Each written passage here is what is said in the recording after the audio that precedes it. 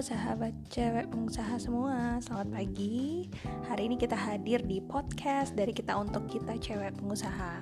Perkenalkan, nama saya Stefani Kurniadi, bisa dipanggil Steph. Saya adalah kontributor cewek pengusaha, komunitas seputar dunia bisnis dan cewek. Dan saya juga sekarang aktif sebagai kontributor foodies.id, the first F&B education platform in Indonesia. Nah, karena sekarang ini nih lagi masa dimana kita ini work from home gitu ya. Jadi udah ada yang 1 minggu full, ada yang udah 2 minggu, bahkan ada yang udah 3 minggu itu sudah aktifnya di rumah dalam hal bekerja. Nah, saya hari ini pengen share 5 tips produktif work from home. Karena yang namanya kerja di rumah ini kan keluar dari pola yang biasanya udah kita lakukan kan.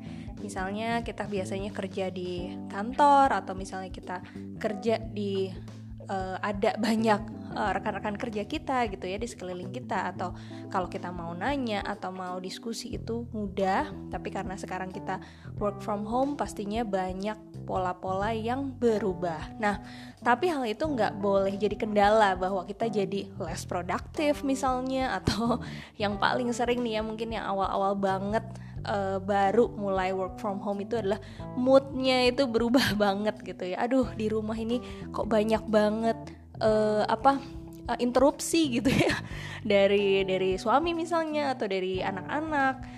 Kemudian polanya juga mulai membuat kita ini jadi lebih less produktif, dan akhirnya jadi gue nih sebenarnya lagi ngapain sih, kayaknya yang ada pusing doang gitu, tapi kerjaan gak beres-beres. Nah, hari ini saya pengen share tentang ada 5 tips produktif mumpung besok ini kita bisa persiapkan lagi ya dengan lebih baik.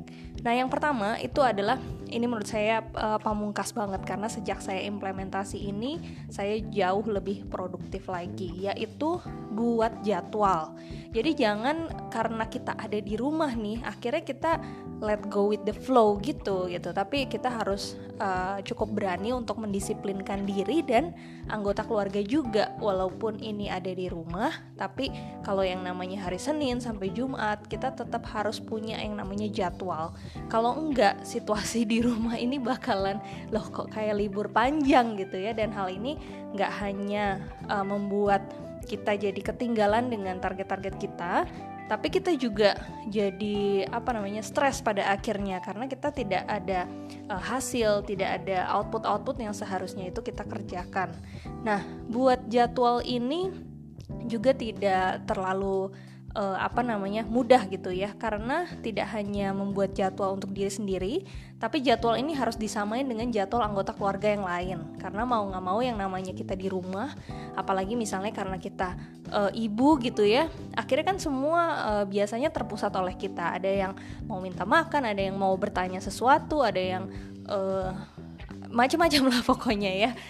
Pasti sahabat CP semua udah tahu banget rasanya seperti apa. Nah, jadwal yang kita punya ini harus didiskusikan dan disepakati sama semua anggota keluarga yang lain. Jadi kalau jadwal kita dan jadwal suami atau jadwal anak-anak itu udah pada area kegiatan yang fokus masing-masing, itu harus disamain. Kemudian jadwal-jadwal istirahatnya, kemudian breaknya, kemudian makan siang atau olahraga bersama, atau misalnya membersihkan rumah bersama, itu juga harus diplot supaya serasi ya, supaya sama. Jadi tidak ada yang akan saling mengganggu. Jadi pada saatnya masing-masing harus fokus dan ke pekerjaan masing-masing, ke target kerja, kemudian ke PR. Dan juga saya dengar juga ya, banyak sekali sekolah-sekolah yang juga menuntut orang tua untuk beberapa hal ya, mendampingi anak untuk beberapa pelajaran yang selama ini diselenggarakan oleh online. Nah, hal ini juga tentu akan berpengaruh pada jadwal yang kita buat. Kita bisa bagi tugas juga dengan suami kapan dan hari apa saja untuk pendampingan si anak-anak ini. Jadi itu ya yang pertama, buat jadwal ini menurut saya ini kunci sekali.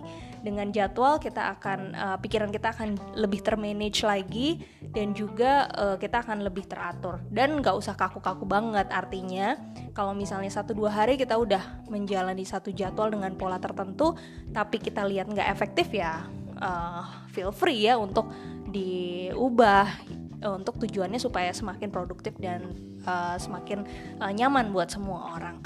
Nah, yang kedua nih, ini berhubungan dengan pola kerja yang kita alami berubah ya di kantor dengan rekan kerja kita juga, dengan tim kita, yaitu terkait hal meeting. Karena biasanya mungkin kita udah ada yang namanya meeting-meeting rutin. Nah, ini harus tetap berjalan. Jadi meeting-meeting rutin yang biasanya kita berjalan, mungkin biasanya offline, ini harus segera langsung dipindahkan ke online. Jadi jangan jadi nggak ada meeting ya.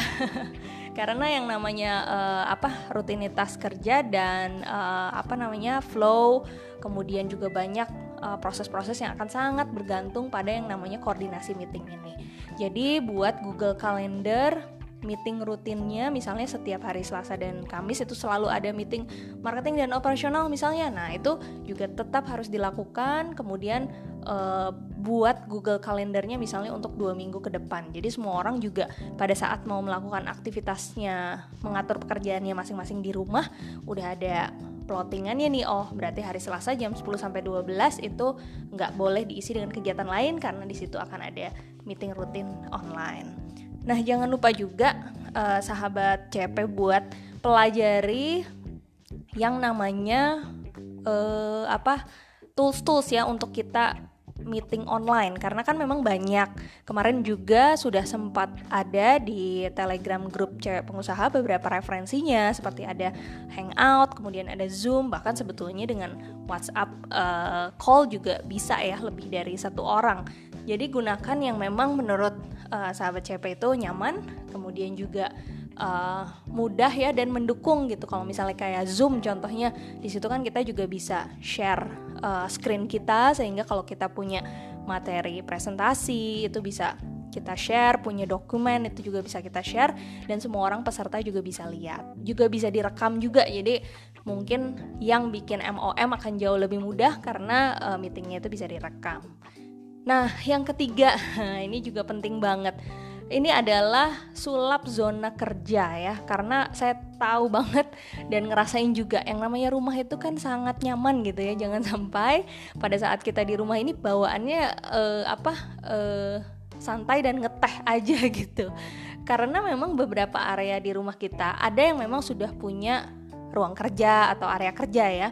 Tapi ada juga yang belum. Kayak contohnya saya punya sih area kerja, tapi selama saya nggak work from home sebetulnya area itu jarang ditempati gitu. Tapi pada saat sekarang itu, kemarin pada saat mau mulai work from home, saya rapihin lagi, kemudian saya tata lagi supaya area itu betul-betul membuat kita nyaman dan membuat kita ingin berada di sana. Jadi kalau teman-teman ada yang misalnya area atau rumahnya belum ada yang secara khusus itu diperuntukkan untuk area bekerja, nah mungkin kali ini harus ada beberapa sudut